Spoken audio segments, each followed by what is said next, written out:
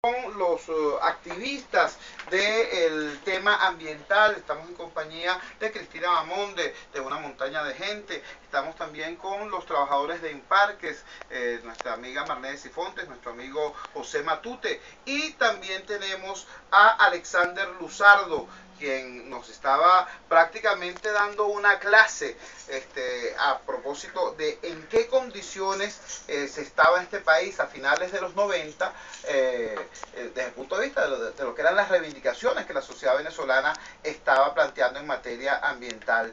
Alexander, en este momento, ¿no?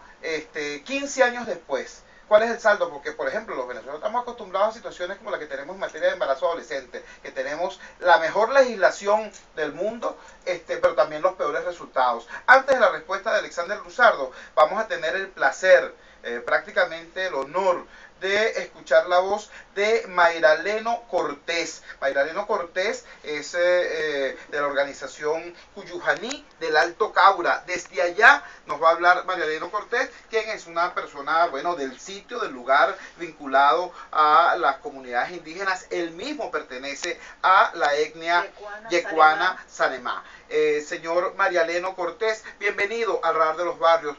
Díganos con sus propias palabras, ¿cuál es la situación ambiental allá en el Alto Caura después de tantos planes supuestamente instrumentados por el gobierno, los llamados planes Caura, para supuestamente combatir la minería ilegal y disminuir la contaminación mercurial? Le escuchamos. Ante todo, buenos días, amigos y amigas todos y todas.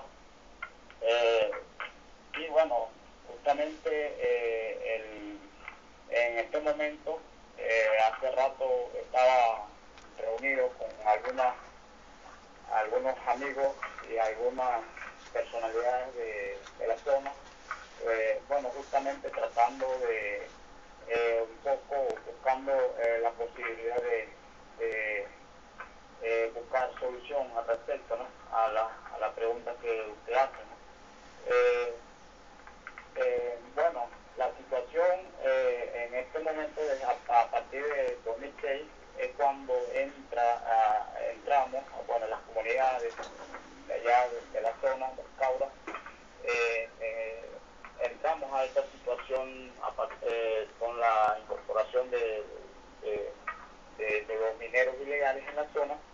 Y bueno, cuánto nosotros hicimos la denuncia ante el Estado, a todas las instancias, el Ministerio del Ambiente, a nivel local, regional, nacional, y ante la Contraloría General de la República, Vicepresidencia, todas las instancias que tienen que ver con esta materia. Nosotros hicimos llegar, una vez que la zona del Caura entra en esta situación. Imagínate, en el Caura recaen 5 figuras de la BRAE. Entonces, a pesar de que esos 5 figuras están ahí, se encuentra la zona con esta situación. Entonces, fíjate, en el 2011, yo en Caracas también en el 2012 también hice una denuncia, un evento, foro sobre la minería en la región Guayana. También hice una denuncia pública al respecto, y el cual tampoco hubo una respuesta. Pues bueno, en todos los sentidos no ha habido una respuesta respecto de la situación que estamos pasando. Y lamentablemente, bueno, nosotros, las comunidades indígenas, estamos pasando por esta situación, ¿no? A pesar de que, bueno, y nosotros decimos, los pobladores de la zona, decimos que es un fracaso del Plan Caura, porque el Plan Caura, saben que es un programa del Estado que era para minimizar el problema de la minería en la zona. Y a pesar de que hubo ese plan, bueno, no hubo una contundencia para sacar a los mineros. Muchísimas gracias, era María Leno. Muchísimas gracias, era la voz de María Leno Cortés, indígena de la etnia yecuana Sanema, activista ambientalista, que nos dio un panorama de lo que es este drama ambiental allá en el Alto Caura, desde la perspectiva de sus pobladores originarios. Bueno, mucho dolor, sobre todo saber que a estas alturas no solamente no se ha resuelto el problema, sino, repito, elementos militares que deberían ser parte de la solución, al parecer son parte del problema. Ya estábamos comentando aquella situación en la que unos indígenas venezolanos tuvieron que aprender a unos militares que estaban haciendo explotación ilegal de una mina de oro. Eso fue un caso que le dio la vuelta a Venezuela y al mundo. Y más recientemente tenemos el caso lamentable de este sujeto del AMPA común llamado el Gordo Bayón, que bueno, era un capo del AMPA allá en Guayana, apareció acá en Caracas fungiendo como mediador en la discusión del sindicato Sutisco del gobierno nacional, o sea, operando en Miraflores como un gran señor.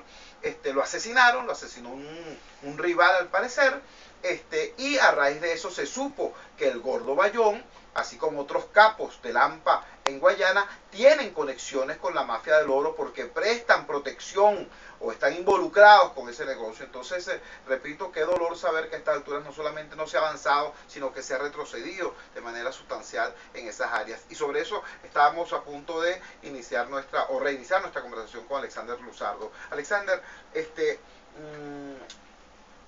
decíamos, tenemos unos bellos derechos ambientales estampados en la Constitución de la República Bolivariana de Venezuela. En términos de la vida real, ¿cuál es la situación hoy, 15 años después de aquel sueño, de aquella posibilidad? Bueno, lamentablemente los objetivos han quedado en el camino, no se han cumplido aquel programa ambiental del 26 de noviembre de 1988 y los derechos ambientales constitucionales prácticamente han sido desconocidos, violados por el propio Estado, porque en Venezuela el principal contaminante es el propio Estado, es PDVSA, son las llamadas empresas básicas de Guayana, que son insustentables por razones incluso ambientales, por los pasivos ambientales acumulados allí, hacen inviable económicamente y cualquier proyecto social. En los términos como está concebido, el proyecto minero destruiría simplemente, o está destruyendo, la base de recursos hídricos y los bosques. O sea, si se expande el proyecto minero, destruye el proyecto hidroeléctrico del país. De allí la gran contradicción que el proyecto Guayana debe ser redefinido totalmente bajo la concepción de la sustentabilidad, porque el modelo de desarrollo no es esa sarta de errores concebidos de orden conceptual, teórico, político, el llamado plan de la patria, el plan económico social de la nación, que es una suma de extractivismo petrolero minero, es fundamentalmente petrolero minero. Entonces, ¿qué ha sucedido? Que la institucionalidad ambiental ha colapsado. El Ministerio del Ambiente ha perdido todo su liderazgo en el gabinete, prácticamente no existe. Se le ha quitado fuerza a INPARQUE, que era una institución importante y modelo que administra más del 15% del territorio nacional, que son parques nacionales y monumentos naturales. Entonces, un ministerio tan importante, que fue el primer ministerio creado en América Latina, y uno de los primeros del mundo, en el año 1977 se crea el Ministerio del Mundo. Y bueno, corresponde al mérito, a la gestión, a la primera presidencia del expresidente Pérez. Bueno, que fue producto en el gran movimiento. Entonces hemos retrocedido en materia ambiental. No se ha creado un nuevo parque nacional. Los últimos parques nacionales fueron creados en Amazonas. El Parima Tapirapecó, la Reserva de la Biosfera, que es otra figura distinta. El parque correspondiente al Delta del Orinoco. Esos fueron los últimos parques nacionales. Luego no se crían. Entonces se quieren destruir los parques creados desde el año 37. Se promueve la invasión, las ocupaciones indebidas, hasta la construcción de viviendas. O sea, porque hay un criterio que está presente, la idea de una geopolítica de la destrucción, a la cual le opusimos siempre la tesis de la geopolítica ambiental. El presidente Chávez nunca comprendió, porque él creía y lo dijo en aquella intervención en el 2007 cuando hablaba de la geometría, que el territorio en gran parte era un espacio vacío, y no es un espacio vacío. Los parques nacionales son espacios llenos de vida, de biodiversidad, de recursos hídricos. Esa concepción del militarismo brasileño, de las dictaduras del cono sur de los 70, era que el territorio amazonas era un espacio vacío y había que ocuparlo, y los indios eran un obstáculo. Eso es lo que está presente en ese genocidio programado, porque todo genocidio implica una programación. En el caso de Perijá también, de esa gran reserva hídrica ecológica del estado Zulia, y que está asignado en la lucha defendida por la Sociedad Homo y Natura desde hace más de 27 años. Ludwig Portillo, ese gran luchador, que es un hombre adscrito más al proyecto político y perseguido pero ahora están persiguiendo a los indígenas. Entonces yo denuncio aquí, me sumo a la denuncia de que se está auspiciando una matanza en Perijá, en la sierra de Perijá. Por lo tanto, tenemos que decir que lamentablemente el país está en deuda. La llamada quinta, ahora sí vamos a usar, tiene una deuda ambiental que se suma a la anterior, los 15 años, a lo que ya existía como problema. Entonces, realmente hay una crisis ambiental porque están en peligro los parques nacionales de la cual depende el agua del país, los recursos el recurso hídrico. Para ponerles un ejemplo, no hay Guayana si previamente no hay proyecto Guayana, si previamente no se decretaba la protección de la cuenca del Caroní, el aprovechamiento que fue tomado como modelo el Valle del Tennessee en Estados Unidos, y eso lo dice incluso Betancourt en su libro Venezuela, Política y Petróleo. El gran proyecto Guayana fue procedido por la idea primero de proteger aquella gran cuenca, de una fortaleza hídrica y también ecológica. Entonces, si vamos a destruir la cuenca del Caroní, el Caura, que era la última cuenca virgen del planeta, bueno, en los últimos 15 años se ha producido la ocupación, la inversión, la promoción de la minería. Y yo quiero, con esto, pues, no hay minería sustentable como lo sostuvimos en Imataca. Ni siquiera la pequeña minería en aquella zona, que puede ser circunscrita a determinadas áreas por razones de sobrevivencia, pero no promovida la ocupación de las cuencas estratégicas del país y los bosques. Los bosques son fundamentales en el caso del Gran Sur, de Amazonas, de Bolívar, también el Delta, donde hay proyectos también, y en el otro extremo, en la Sierra de Perijá. Por cierto, me dijeron también que en Altamar, en el Táchira, están promoviendo también la construcción de viviendas. Imagínate tú. Bueno, vamos a cerrar el programa de hoy con la voz de Cristina Bamonde, de Una Montaña de Gente. Cristina. Muchas gracias, gracias a todos por habernos escuchado, y llegada la hora de decirles hasta la próxima, que será, si Dios quiere, el miércoles 16 de julio. Les invitamos a estar siempre pendientes de esta gran red de movimiento ciudadano pro defensa de las áreas naturales, porque estamos por fuerza llamados a trabajar todos juntos, porque todos somos socioambientalmente corresponsables. Y como decía hace rato el doctor Luzardo, y nosotros le acompañamos en esta afirmación, el agua no nace en las tuberías, sino en las cuencas, y para que haya cuencas hay que tener árboles, y eso depende en gran medida no solo de un marco legal perfectible, por supuesto, pero que es maravilloso, pero es una letra que no se está respetando. No solamente depende de que exista este marco legal, sino también de que los ciudadanos lo conozcamos y lo hagamos valer y respetar, respetándolo, por supuesto, nosotros en primera instancia, todos y cada uno de los habitantes de este país.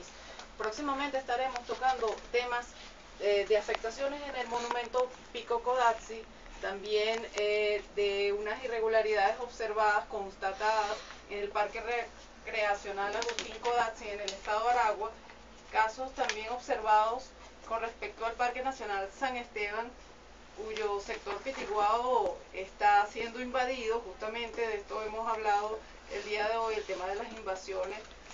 Pica se extiende por todas las áreas naturales protegidas, entre comillas, de Venezuela, y el caso de la zona protectora del Parque Nacional San Esteban, ligado a que en manos privadas se mantuvo un estado de conservación del río San Esteban, y sin embargo actualmente está en peligro porque se pretende invadir un área para efectos de explotación agrícola, y esto contaminaría el río San Esteban, que es única fuente de agua para al menos 5 o 6 comunidades. Hasta la próxima. Era Gracias. la voz de Cristina Bamonde, de la organización no gubernamental Una Montaña de Gente. Yo cierro con un mensaje de unidad dirigido básicamente en este momento a mis amigos, mis hermanos, que en alguna vez se sintieron convocados, llamados por la propuesta política formulada por el señor Hugo Chávez, y que vieron allí una bandera de redención social y también una bandera de lucha posible por derechos ecológicos. Yo los he visto y los he acompañado. Yo estuve en la Plaza Bolívar junto a Luz y Portillo y los indígenas cuando vinieron acá hace unos años. Recuerdo, yo era Barreto, alcalde, y mandó a unos sapos, a unos tipos de la policía política para que nos tomara fotos, y después las publicó en una rueda de prensa. Bueno, y después estuve también muy cerca de diversos procesos antes y después de la muerte del cacique Sabino Romero, y vi cómo los muchachos chavistas de las universidades iban acompañando las caravanas que iban a apoyar a los indígenas, y eran reprimidos por la fuerza pública, y eran reprimidos por sujetos que eran mandados por los altos mandos políticos que están en connivencia con oscuros intereses económicos que están allí haciendo negocio. Allá en la sierra, allá en Machiques, allá en Perijá, también en el profundo sur venezolano. Entonces, vamos a ser serios, ¿vale? Vamos a ser serios. Esos tipos, los dueños del poder político, están en connivencia, repito, con oscuros intereses económicos. Si eso es así, ¿qué impide que la gente honesta, que sea de opositora, que sea chavista, que sea independiente, se una para defender eso que nos es común, que es la patria, que es Venezuela, que es el ambiente, que es este país, que es realmente lo único que tenemos y la única heredad que ciertamente vamos a dejar? Entonces, con ese mensaje, bueno, porque es que si nos ponemos duros, podemos decir más cosas, podemos decir, bueno, no hay revolución sin estudiantes, ¿verdad? Al menos en América Latina. No hay revolución sin clase obrera, ¿verdad? Bueno, esta supuesta revolución ni tiene estudiantes ni tiene obreros. Ahora resulta que tampoco tiene ambientalistas, porque a los ambientalistas y a los indigenistas los persigue, los hostiga, los judicializa. Entonces, ¿de qué estamos hablando? De todas maneras, repito, mucho respeto por las creencias de cada quien. El llamado es a la unidad y a defender todos juntos lo que nos corresponde. Trabajamos para ustedes en nuestro equipo de producción, la inmensa cantidad de gente que nos acompaña en la Asociación Civil Radar de los Barrios. De Radio Caracas Radio coordinó en la parte técnica Yelix Adonis, en el control técnico estuvo Jan Bururú Martínez, en la gerencia de información Javier Pereira Díaz, en la gerencia de producción Claudia Camperos, en la dirección general de la emisora Jaime Nestales. Habló para ustedes Jesús Torrealba. Esto es el Radar de los Barrios, detectando problemas, promoviendo soluciones.